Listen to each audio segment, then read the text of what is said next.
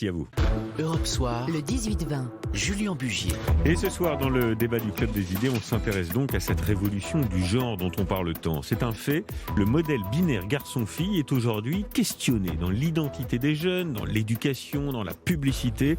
On en parle beaucoup, c'est vrai. Alors qu'est-ce que ça révèle de notre société ? Est-ce souhaitable pour une meilleure égalité des sexes, comme on l'entend parfois dans la société ? Pourquoi ça dérange aussi ? Est-ce toujours tabou ? On en parle donc ce soir avec nos invités, et notamment Hélène Singier. Bonsoir. Bonsoir. Vous êtes journaliste, membre du comité éditorial de l'hebdomadaire Le 1 qui consacre donc une grande enquête à la question du genre, et merci de votre présence pour en parler à mes côtés. On en parle également avec Christian Flavini. Bonsoir. Bonsoir. Vous êtes pédopsychiatre, psychanalyste, auteur du livre La querelle du genre, faut-il enseigner le gender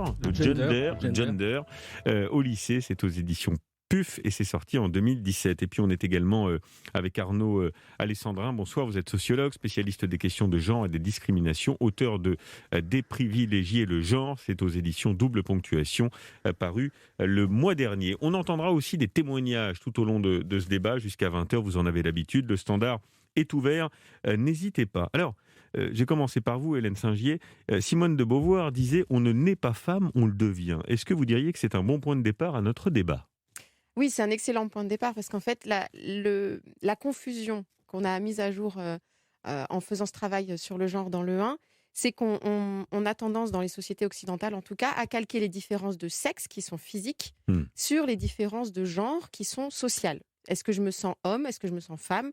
Un peu des deux ou ni l'un ni l'autre. Et donc, ce que dit Simone de Beauvoir, c'est que ces choses-là sont inculquées au fur et à mesure par la société, par les choses qu'on nous dit d'être ou de faire. Et que, en fait, être femme, ça ne veut rien dire à la base. C'est un ensemble de clichés. Et la même chose pour être homme, d'ailleurs. Alors, il y a une grande étude qui révèle que 22% des 18-30 ans, c'est absolument épatant, sidérant même, la proportion que ça prend, se considèrent non-binaires. Ni totalement homme, ni totalement femme, et préfèrent voir le genre comme un spectre. Qu'est-ce que ça veut dire, Christian Flavini ? Ça veut dire que vous parlez d'une révolution, mais il n'y a aucune révolution. Il y a un plaquage, une théorie américaine qui est, qui fait l'impasse sur l'essentiel, qui est que, pour reprendre l'aphorisme de Simone de Beauvoir, on naît garçon, de verbe naître, et on le devient. Toute l'affaire est là, c'est là l'affaire psychologique. Donc il n'y a pas de séparation, il y a justement un processus qui fait que l'enfant, depuis son corps de garçon, va devenir garçon. Et c'est une affaire complexe, parce qu'effectivement, à ce moment-là, comment infuse en lui le masculin, comment infuse en la fille le féminin, et d'une manière complexe. Alors, d'autant plus complexe Mais c'est ce que disait un peu Hélène Singier, c'est-à-dire qu'on est aussi conditionné par son environnement, par la société, par son éducation. Ça n'est pas un conditionnement, c'est un processus psychologique d'appropriation de son corps propre. Mais de fait de l'environnement extérieur qui nous influence. Il y a de l'influence extérieure, mais l'influence est complexe, et elle est essentiellement centré pour l'enfant sur les repères de ses parents. Et vous ne pensez pas que c'est une révolution quand on voit la proportion des enfants qui aujourd'hui, et des jeunes, ce ne sont pas que des enfants, qui se revendiquent non-binaires, pour reprendre c'est la révolution, c'est dans les mots, mais pas dans les faits. Les jeunes ont toujours été dans une certaine complexité. C'est le propre de l'adolescence que de se chercher. Mais ce n'était pas verbalisé comme aujourd'hui. On met des mots américains maintenant là-dessus. C'est pour ça que je parle d'une influence américaine, que je trouve très discutable d'ailleurs. Et effectivement, ce terme de gender fluid qui miroite comme ça, comme une explication. Mais effectivement, il y a un processus de l'adolescence. Mais vous allez voir, on va être concret tout à l'heure, on va voir ce qu'il y a derrière. Peut-être une réaction, Arnaud Alessandrin, vous êtes d'accord avec ce qui vient d'être dit, ou est-ce que vous validez que oui, c'est une forme de révolution quand même à laquelle on est en train d'assister dans la jeunesse ? Oui, je crois réellement que nous sommes face à une révolution. Je m'inscris donc en faux vis-à-vis de ce qui a été dit.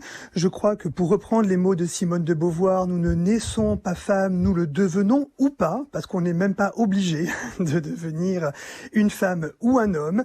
Je ne crois donc absolument pas en une importation de théories américaines, mais plutôt dans une réappropriation, d'ailleurs très réjouissante, de nouvelles identités, de nouveaux rapports au corps, de nouvelles façons d'être dans son genre, tout à fait libératrices. Bien. Vous restez évidemment avec nous, Hélène Singier. Je vais vous poser une question un peu bête, pardon, mais tous les gens qui nous écoutent, c'est un sujet qui suivent de loin. parfois on a des a priori, on peut être contre, on peut être pour d'une certaine manière.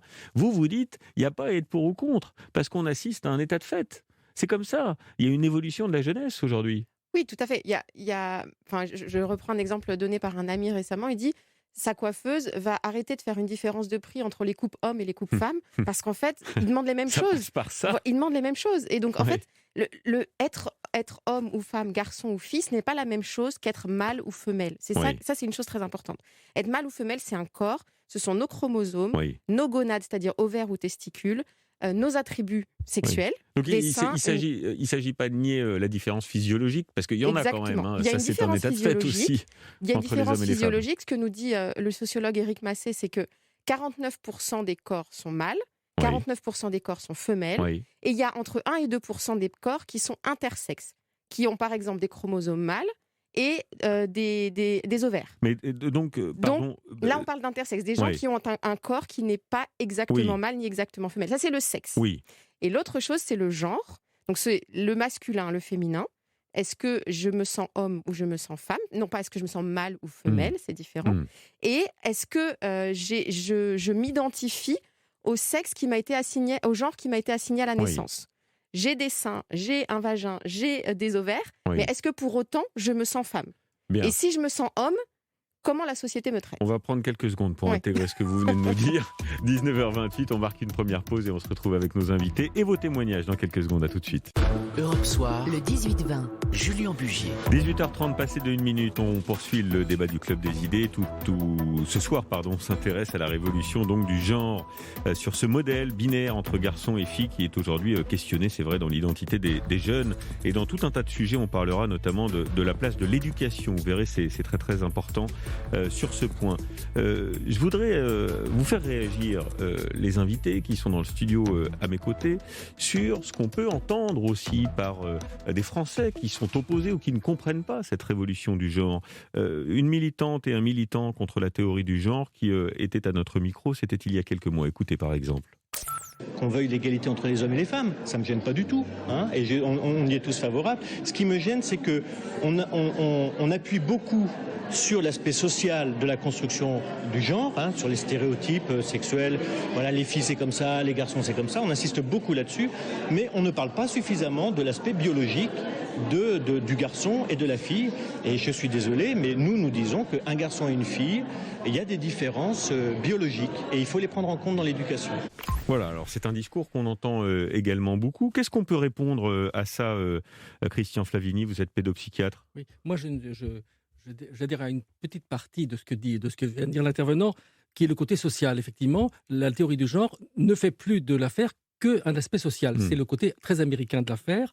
Par contre, le biologique, non, c'est l'aspect psychologique qui est essentiel. Alors moi, ce que je conteste dans ce qu'a dit Hélène Singier, c'est qu'elle est obligée, je dirais, de ramener le biologique à un aspect animal. Mais non, l'enfant sait très bien qu'il a un corps de garçon ou de fille, ça n'est pas l'aspect animal. Par contre, la question de l'identification, elle a dit, il faut que l'enfant puisse s'identifier. Mais non, la question pour l'enfant, c'est qu'il va chercher, il ne comprend pas pourquoi il y a deux sexes, et l'identification, il va la chercher du côté de son père et de sa mère. C'est l'identification au père et à la mère qui va porter le processus, complexe d'ailleurs, parce qu'il peut y avoir des tas de choses qui sont mal compréhensibles, mais c'est ça qui porte le processus, qui infuse le masculin ou le féminin, et parfois un mélange des deux. Alors, on va parler du rôle de l'éducation. On va écouter un premier témoignage dans quelques secondes d'un jeune, justement, qui se considère comme non-binaire. Je voudrais simplement votre réaction d'abord, Arnaud Alessandrin, sociologue spécialiste des questions de genre et des discriminations, sur ce que cache et sur ce que peut changer cette question de questionnement autour de l'identité de genre. Est-ce qu'au fond, il y a l'idée d'un monde qui effacerait les logiques de pouvoir et de domination qui ont jusqu'ici prévalu? C'est quelque chose qu'on entend beaucoup. C'est ça qui se cache derrière la question du genre?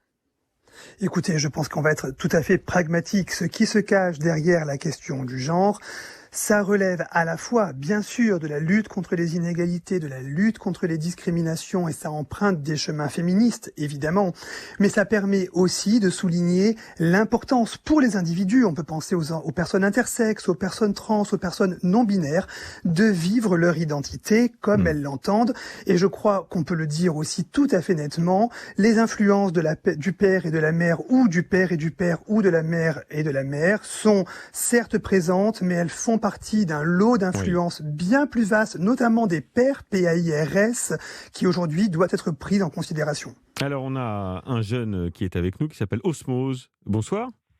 Bonsoir. Vous avez 25 ans et vous vous considérez comme non-binaire depuis toujours, dites-vous, car pour vous, il n'y a pas de carcan entre hommes et femmes, ce sont des concepts. Vous dites le genre est un concept social et moi, je ne me définis pas par rapport à ça. Est-ce qu'en quelques mots simples, vous pouvez nous expliquer ? Ouais, pour moi, c'est assez simple. En fait, on ne naît pas avec un genre. On naît avec un corps. Et donc ça, c'est une réalité biologique sur laquelle on a assigné un genre, qui est le concept social. Du coup, le genre, c'est pas une réalité biologique. C'est un concept autour duquel les sociétés ont forgé leur société, mais qui n'est pas une réalité, en fait. Mais vous vous considérez plus homme, plus femme, un peu des deux ? Non, je considère que je suis né avec un corps qui est tel qu'il est, donc là, en l'occurrence, qui a un pénis, mais que cela ne veut pas dire que je suis un homme. En fait, on a genré les génitaux et on a genré les corps, et à partir de ça, il y a plein de conséquences qui se sont faites dans nos façons de penser. Mais en fait, si on remet ça en question, il y a plein de choses qui changent. Et notamment, on pourra réduire les rapports de domination. Je vais vous poser une question un peu personnelle. Est-ce que vous vous sentez heureux de vous considérer ni femme ni homme ? Bah ouais, je veux dire... Oui. Est-ce que c'est heureux, non, mais je vous pose la question un peu bêtement et un peu naïvement. Bah oui, je sais pas, est-ce que vous considérez heureux de vous définir comme homme ? Non, mais est-ce que vous définissez comme homme, d'ailleurs ? sentez plus heureux, plus accompli, plutôt que de vous définir d'un des deux genres ? Je me sens juste, en fait, je me sens juste. Je sens que, voilà, ça sonne juste, en fait. Pour moi, c'est très, très logique et très, très limpide. Et pour moi, le monde va juste s'en rendre compte, en fait, par la logique, en fait. Bien, merci beaucoup Osmose, vous avez 25 ans, merci infiniment pour ce témoignage. Réaction peut-être Hélène Saint-Gier à ce qu'on vient d'entendre ? Oui, c'est très intéressant.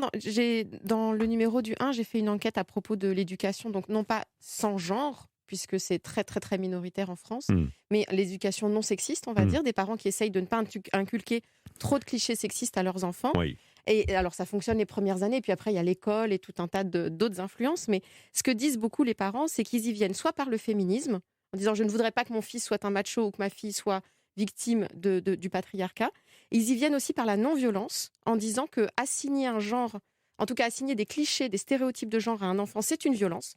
Tu ne dois pas faire ça parce que tu es un garçon, ne fais pas ça parce que tu es une fille, ne monte pas, attention, ne porte des robes et arrête de courir, etc. C'est une violence. Et puis il y en a qui y viennent par la philosophie plutôt punk, etc., en disant que c'est des choses de l'ordre de la hiérarchie sociale et qu'il est hors de question de caser les enfants dans ce genre de catégorie. On touche à un autre aspect de la question du genre qui est beaucoup plus simple à définir d'une certaine manière. Arnaud Alessandrin, vous êtes sociologue et spécialiste de ces questions-là.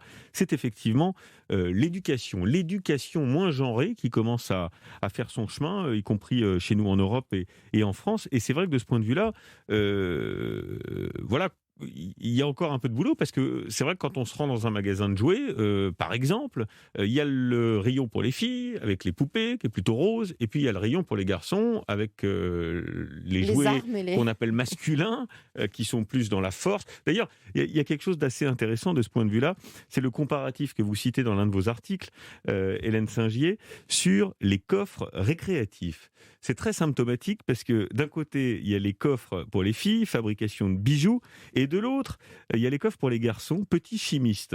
Ça aussi, ça conditionne d'une certaine manière Arnaud Alessandrin.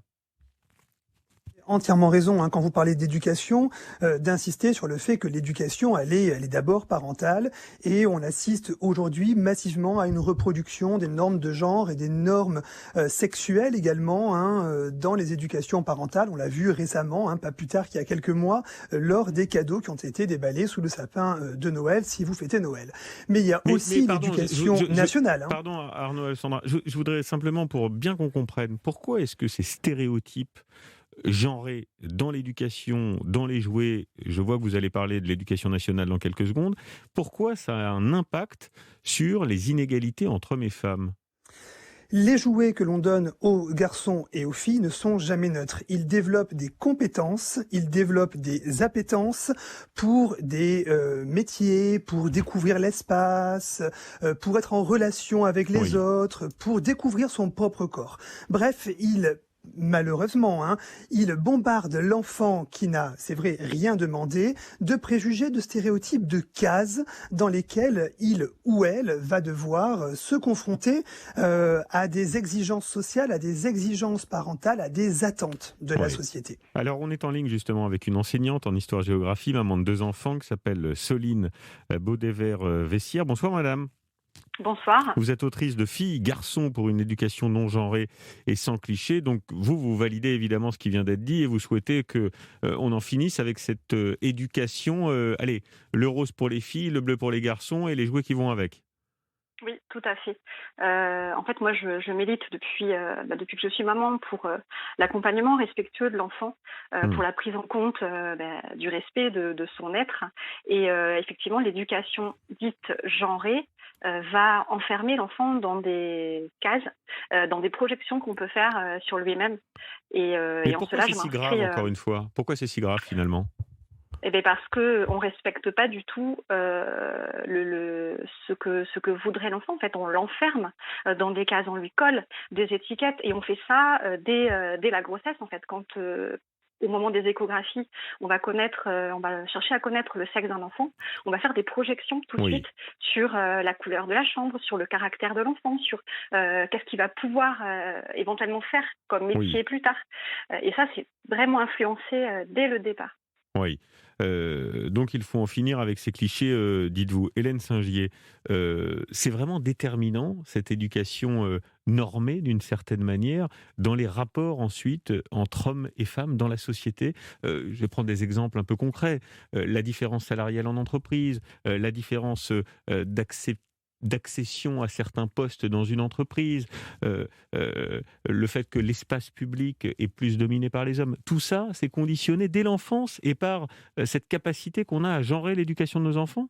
Alors, je ne sais pas, je ne suis pas assez experte du sujet. Ce que je sais, c'est que ce que nous a dit Marie Durubella, qui est une sociologue que j'ai interrogée pour mon article, elle dit l'éducation, bien sûr, si on fait une éducation moins genrée, nos enfants auront moins de clichés et seront plus épanouis, en tout cas dans cet aspect-là de leur personnalité. Mais ça n'empêche que toute la société, en fait, est marquée par le genre et par le patriarcat, qui fait qu'on a ces différences de salaire, qui fait que même une fille qui fait mécanique, elle va avoir du mal à trouver un emploi derrière. Donc, en fait, il y a plein de choses qu'on peut initier par l'éducation, mais elle dit que ça ne suffit pas parce que les stéréotypes sont partout, ils sont nichés partout dans la société. Vous êtes d'accord avec ça, Christian Flavigny, pédopsychiatre ? Je suis en désaccord avec tout ce qui a été dit depuis 10 minutes, un quart d'heure. Donc, vous êtes sympa parce que vous n'avez pas manifesté d'hostilité. Écoutez, non, je respecte le débat. L'idée de respecter l'enfant, donc en évitant de projeter, c'est d'abord une illusion parce qu'on projette forcément sur l'enfant, mais c'est surtout le privé de l'essentiel. Ce n'est pas du respect de l'enfant, c'est le privé. L'enfant, il a besoin de se nourrir de ses influences et il saura les contester s'il le veut. Ça, c'est le processus psychologique. Mais je voudrais rappeler quelque chose qui est essentiel, c'est la différence garçon-fille. La différence garçon-fille, je schématise, mais le garçon, pour devenir un garçon, pour s'établir dans sa masculinité, le processus, pour lui, c'est ce que l'on appelle le meurtre du père. C'est-à-dire qu'il y a le meurtre qui est là. C'est pour ça là que, effectivement, les petits garçons sont peut-être plus, plus férus de fusils, que les filles qui sont plus portées sur, effectivement, le fait de devenir des mères parce qu'elles s'identifient à leur mère, qu'elles savent que c'est un projet aussi qui peut être tout à fait gratifiant et qu'à ce moment-là, elles vont faire les petites mères avec leurs poupées. Donc ça n'est pas du tout une influence, ça ne sont pas des stéréotypes, c'est un processus psychologique qui porte la dynamique psychique de l'enfant qu'il saura parfaitement contester, et je vous garantis qu'à l'adolescence, il sait le faire. Donc tout ce qu'on développe là, je dirais, c'est le fait de ne pas faire confiance à l'enfant. C'est pour ça que je suis en total désaccord. Alors, c'est un propos qui revient aussi beaucoup, vous me tendez une perche, parce que c'est ce que pensent aussi beaucoup de Français, et notamment des militants contre cette fameuse théorie du genre. On en avait interviewé un certain nombre au moment où ça avait fait débat. Je voudrais vous partager ces quelques mots, par exemple. Écoutez. Et les différences entre l'homme et la femme, on a nos différences, c'est délicat. La mère apporte une forme d'amour, de maternité, l'amour, apporte l'enfant. Le père, il y a un côté de virilité, il y a un côté de soutien, de cadrage dans comment se défendre dans la vie. Un côté peut-être plus physique, masculin, virilité que l'enfant a besoin. Du côté de la mère, quelque chose de plus amour, tendresse, etc. Alors certains diront on est là dans le cliché, et puis d'autres diront il y a quand même une réalité. C'est aussi ça la différence entre les hommes et les femmes. Qu'est-ce qu'on peut répondre à ça, Hélène Singier ? J'ai juste un exemple, un témoignage d'une maman qui permet de réfléchir à tout ça. Donc c'est une maman qui a une petite fille de 5 ans qui s'appelle Sacha, et elle me expliquait que cette petite fille, donc elle lui a expliqué qu'elle avait absolument le droit de tout faire, que personne ne devait décider pour elle. Elle porte les vêtements de ses cousins et elle adore le vert parce que le vert c'est la couleur pour tout le monde. Elle a décidé d'avoir les cheveux longs mais elle n'a pas été obligée, etc. Et un jour cette petite fille rentre de l'école et dit maman, il y a une petite fille qui m'a dit que j'avais pas le droit de jouer avec les garçons parce que je suis une fille. Et donc la mère lui dit t'as absolument le droit de jouer à ce que tu veux avec qui tu veux. Et la petite fille dit non, mais c'est pas ça le problème, c'est pourquoi cette petite fille pense ça. C'est un énorme gâchis de se priver de jouer aux dinosaures et à se courir après. C'est vrai que donc en fait, je rejoins sur ce que vous dites.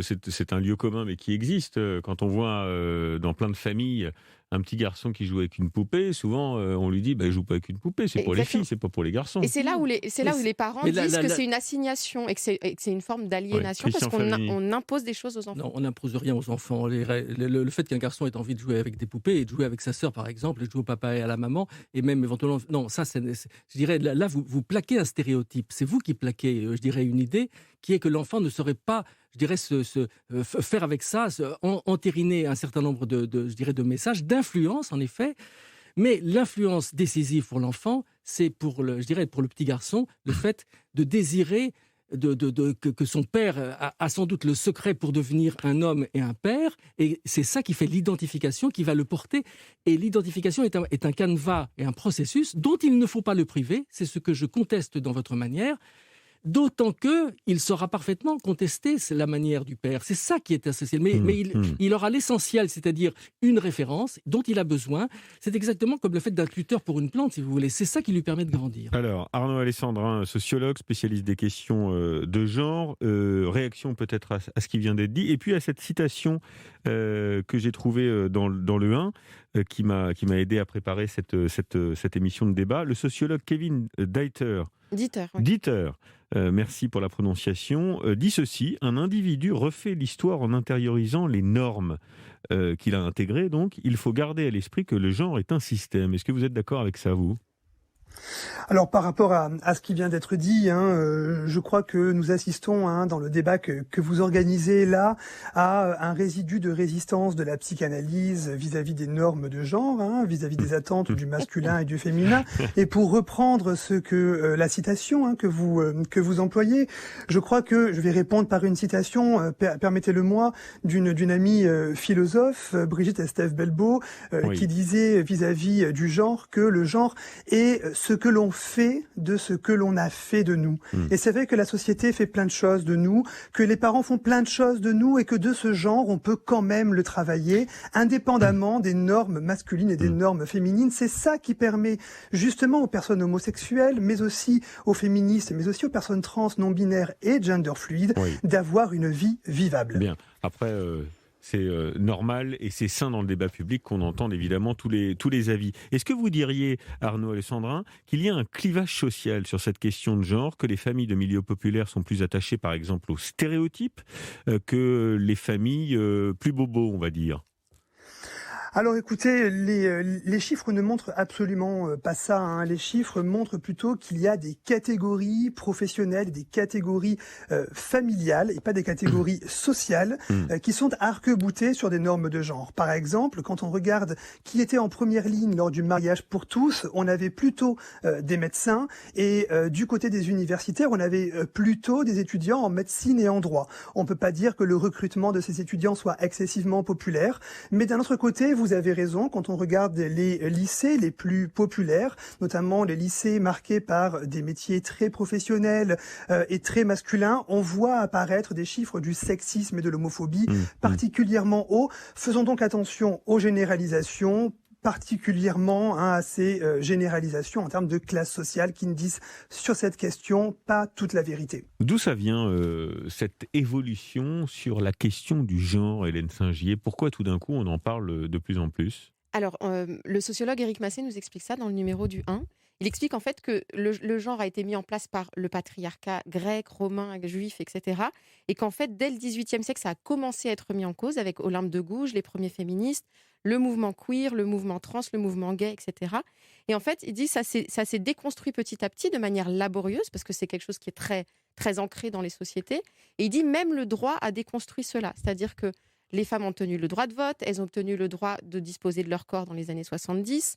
Ensuite, on a instauré le fait qu'il n'y avait pas de discrimination envers les personnes trans, par exemple. Oui. Et puis aujourd'hui, même les notions de procréation, de famille, de parents n'incluent plus la question du genre. On peut être parent en étant deux hommes, deux femmes, ni homme ni femme, etc., etc. Alors, il y a un domaine aussi dans lequel les clichés ont parfois la vie dure. Vous me direz si vous êtes d'accord et que ça participe aussi à conserver cette différence de genre dans la société. C'est la publicité.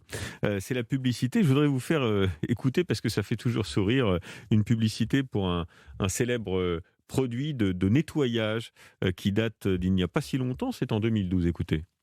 À la disparition du vieux roi, il fut décidé que celui qui réussirait à nettoyer le chaudron noirci monterait sur le trône. Beaucoup essayèrent en vain, jusqu'à ce qu'un mystérieux chevalier arrive muni de cif-crème. Le chevalier fut alors couronné reine du royaume. Voilà, le chevalier qui arrive à nettoyer devient une reine. Il y a quand même un petit côté un peu cliché, Christian Flavigny, là-dedans. Oui, mais il y a des repères, si vous voulez. Et l'enfant a besoin de ces repères. Moi, ce que je conteste dans tout ce qui est dit, c'est que vous parlez d'une révolution et vous insistez beaucoup là-dessus. Non, il s'agit d'une importation d'une théorie américaine.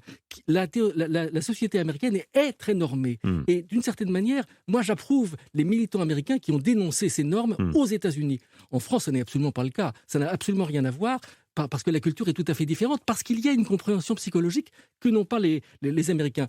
J'insiste sur le fait que moi, je soutiens évidemment la possibilité que le regard d'autrui ne soit pas gênant dans la vie sociale pour la différence. Ça, c'est essentiel, mais moi, je dis que la manière de le faire, la manière de le gérer, n'est pas avec je dirais, cette espèce de catégorisation qui vient de la manière américaine, oui. et qui doit venir je dirais, de notre culture, qui est une culture dont on sait qu'elle a toujours été respectueuse finalement des différences. Mais ce que vous pointez, ce sont les excès importés de la culture américaine, mais vous ne niez pas la problématique des genres entre les hommes et les femmes. Moi, je dis que le terme de genre ne convient pas. Le terme de genre ne convient pas. Le terme de genre est un terme américain. C'est la traduction de gender qui est une traduction inappropriée. Bon, on aura entendu tous les avis donc ce soir. Merci à vous, Hélène Singier. Je rappelle que c'est à la une donc de l'hebdomadaire Le 1 avec des entretiens, des enquêtes, des témoignages aussi, et puis toute une partie qui nous a beaucoup inspiré ce soir sur l'éducation notamment. Merci de votre présence. Europe Soir, le 18-20. Julien Bugier. 19h53, l'heure des archives d'Europe Soir. C'est un moment, je le sais, que vous attendez tous avec beaucoup d'impatience. Le jour où, 3 minutes pour comprendre.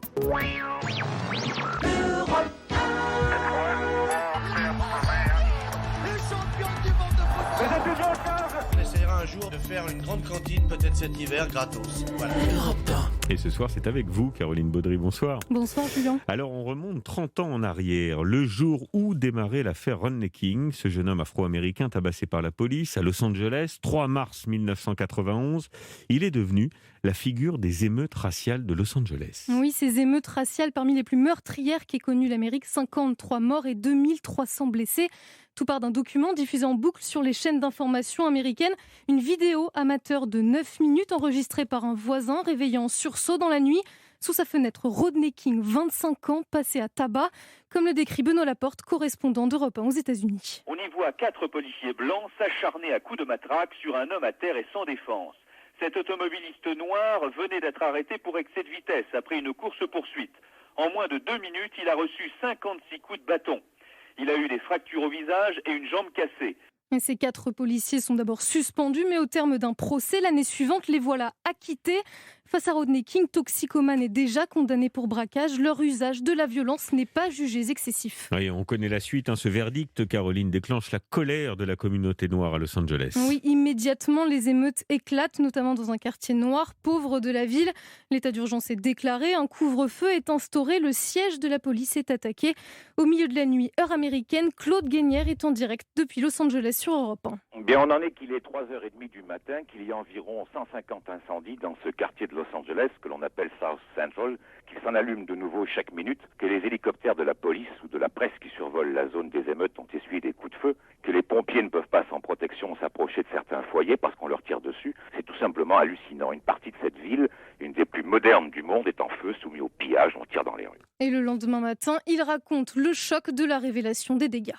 Une zone de guerre, des supermarchés incendiés qui brûlent encore, des vitrines explosées, des magasins pillés, des carcasses de voitures calcinées, des immeubles de bureaux détruits. Et flottant sur toute la ville, une épaisse fumée noire qui pique la gorge et les yeux. Au milieu des débris, il y a beaucoup de tristesse. La communauté a honte de l'image qu'elle vient de donner. Cela dit, les Blancs ont sans doute honte du verdict. En tout, 600 bâtiments seront détruits, les réparations estimées à $1 milliard. Le jour même, Rodney King prend la parole à la télévision lors d'une conférence de presse.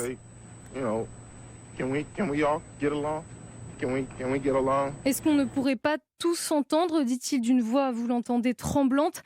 Appel au calme également du président Bush qui demande à la justice de reprendre les poursuites contre les policiers. Et 1 an plus tard, Caroline, un nouveau procès s'ouvre contre ces fameux 4 policiers. Oui, avec cette fois cette épineuse question des jurés. Il n'y avait aucun noir parmi ces 12 citoyens américains sélectionnés lors du premier jugement.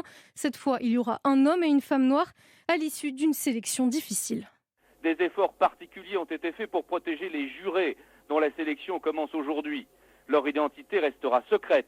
Pendant les 2 mois du procès, ils resteront bouclés dans un hôtel aux frais de l'État sous protection renforcée. Même leur courrier personnel sera soumis à la censure. Le verdict fera sûrement des mécontents, mais les autorités espèrent cette fois-ci éviter tout débordement. Et alors des débordements, il y en aura, mais de joie dans la communauté afro-américaine à l'annonce du verdict. 2 des 4 policiers sont jugés coupables d'avoir violé les droits civiques de Rodney King. Ils seront condamnés à 2 ans et demi de prison et la ville devra verser $3,8 millions de dédommagement à Rodney King. Merci Caroline pour ce récit. Les archives, c'était Caroline Baudry ce soir. Europe 1, Julien Bugier. 19h57, restez avec nous dans un instant. Julien Pierce pour le rappel de l'info dans Europe 1, sur Europe 1, c'est mieux de dire ainsi. Et puis Émilie Mazoyer, j'allais vous appeler Isabelle, décidément ce soir je suis fatigué. Ça va, j'aime bien Isabelle Millet. Comment ça va Émilie? Ça va et vous Julien? Bah oui, ça va pas mal. Quel est le programme ce soir? Bah c'est pour ça que ça va même très bien. Puisque ce soir, mon invité, c'est Julien Clerc. Emmène-moi loin de cette ville que je connais par cœur. Il a sorti il y a une quinzaine de jours son nouvel album, qui est une merveille, qui s'appelle Terrien, avec des textes signés Jeanne Chéral ou encore Clara Luciani. Ça, c'est la chanson que vous entendez, Mon refuge. Et Julien Clerc sera avec nous pour une interview, comme tous les soirs ici dans Musique, mais en plus, une session de 2 titres. Eh ben, on a de la chance, hein. Ouais, merci Émilie. Isabelle, comme vous voulez. Belle émission. Arrêtez, vous allez me troubler, du coup je vais me tromper. Merci Émilie. Allez, Julien Pierce pour le rappel de l'info dans quelques secondes. Et puis la musique avec vous Émilie, on vous retrouve avec grand plaisir. Merci de votre fidélité. À demain 18h.